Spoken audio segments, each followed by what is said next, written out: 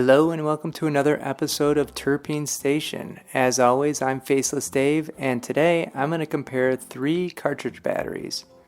Here we have the Atmos Micro Pal, the Vessel Vista, and the Pocket Vapor Two. I should mention that this video is not sponsored. I bought these devices over the course of the last year, and they're all quite good, but there was one clear standout and one that fell short. Alright man, let's get into it.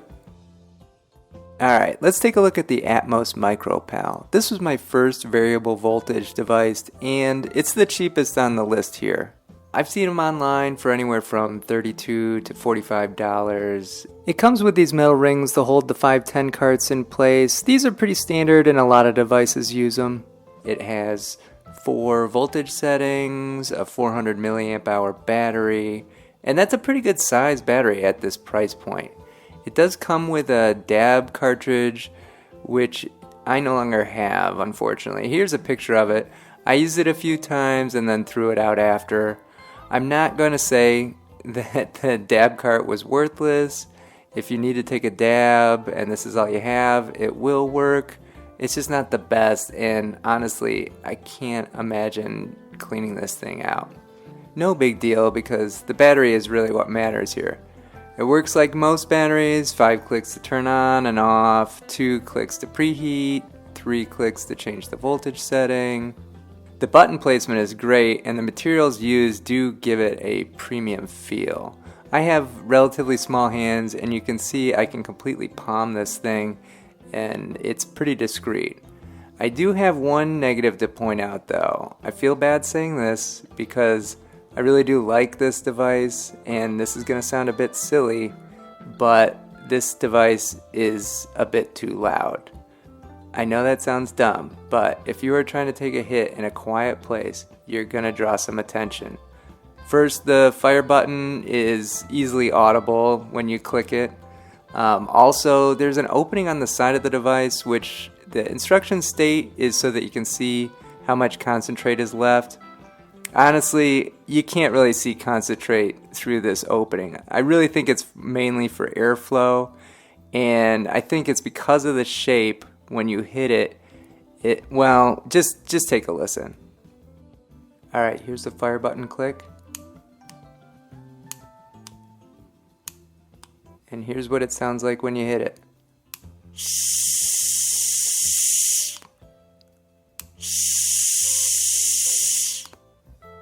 It's pretty loud. I know, it's a stupid point to make that this device is too loud, but it is the main reason why I switched to using other devices. It's a great device, and I have no problem with giving it a high recommendation. It's only when compared to the devices on this list that the Atmos Micro Pal starts to lose ground. Alright, moving on to the Vessel Vista. Now, I believe you can only order this device on Vessel's website, and it currently retails for about $50.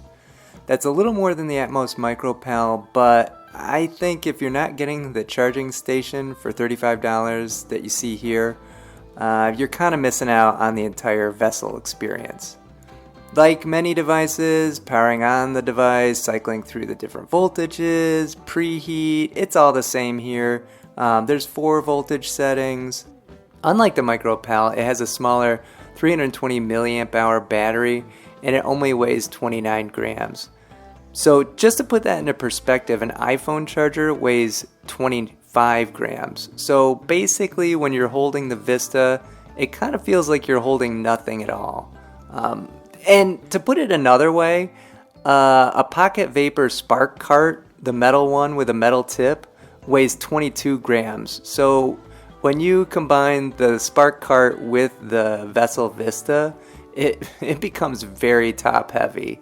Again, not a big deal, but I thought it was worth mentioning.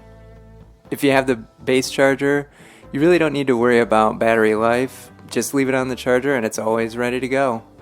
It's all great, right? It's all a home run.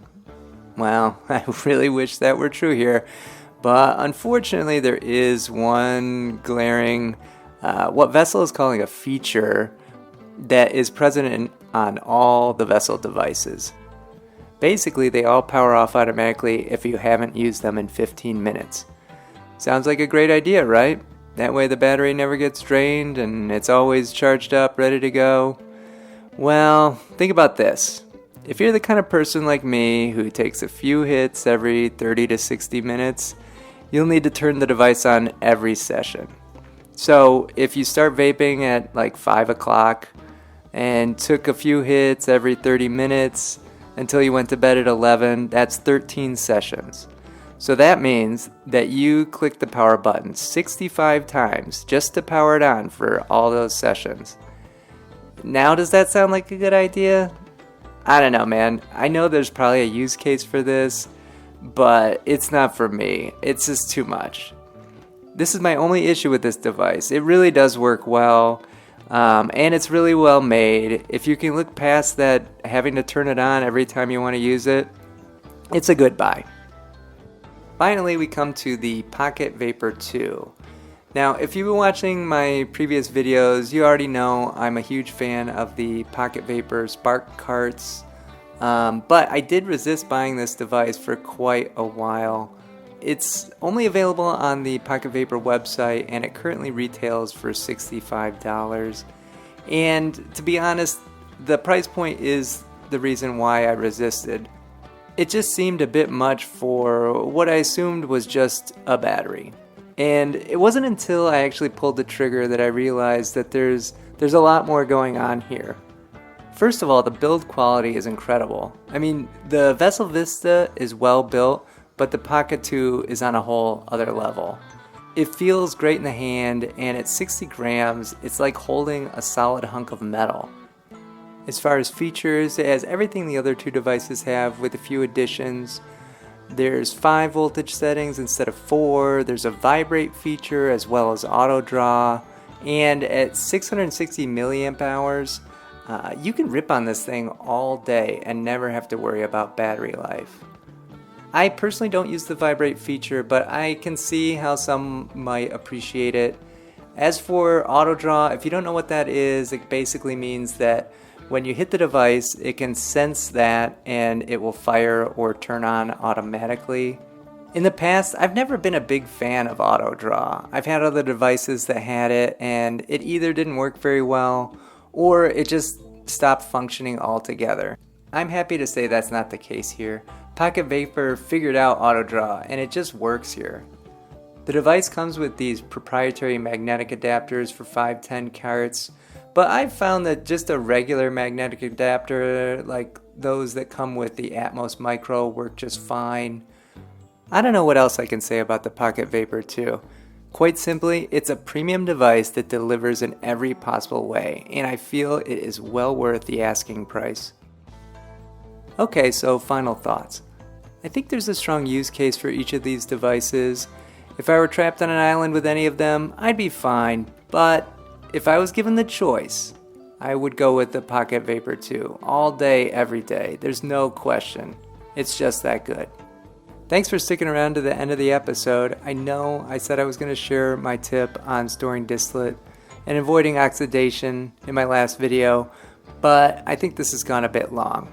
So you'll have to wait till next time to find out how I use a pair of nylons, a brake bleeder, and a mason jar to store my distillate. Until then, I've been Faceless Dave. Peace.